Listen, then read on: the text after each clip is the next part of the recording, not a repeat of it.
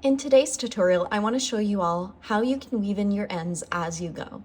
This technique is great when you are working with multiple skeins of yarn, with scrap projects, and you don't want to weave in all of those ends in later. First, you're going to need your main color that you're working with, a pair of scissors, and the contrast color that you want to add in.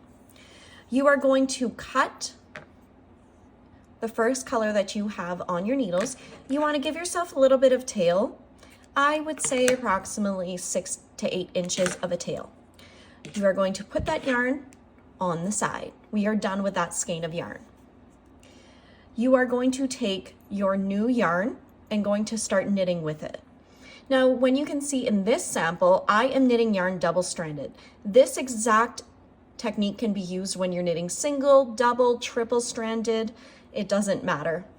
You're going to put in your right hand needle to knit, because I'm currently doing a knit 2, purl 2. I'm going to sit that down. I'm going to take the new yarn, holding it double, and wrapping it around that needle in the back. So my right hand needle, I'm wrapping it around. You want your working yarn in the front and the tail in the back. At the same time, we're going to take that tail that you just cut off from your first yarn and also wrap it around the right hand needle. Holding all of the strands together, you're going to knit. Go into the second stitch. You're going to take all of your strands and you are going to knit. Now for the purling, when I do a ribbing, I would just go with your color that you're currently casting on, and then when I go to knit, I am taking all of those yarns and I am knitting with them. I want to do this for about 6 to 8 stitches, and this is going to weave them in as I go. When you're doing anything that is marled, anything that's scrappy, this is a great technique. You don't want to use this if you're doing striping. Another technique to weave in your ends as you go, if you are not wanting this type of effect of holding it double or triple, I'm just going to purl here and let me show you how that works.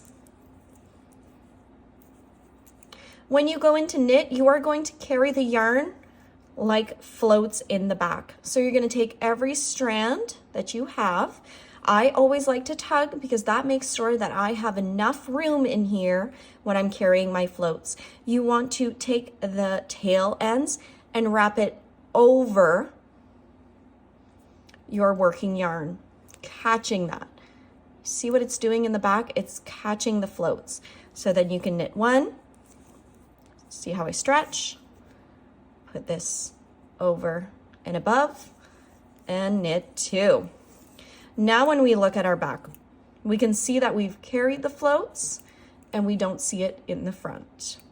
So now we're going to go into the purling. When I go into knit, tug, taking, and I continue. I like going until I am not able to go anymore. Then I will just clip the yarn and I'm ready to continue.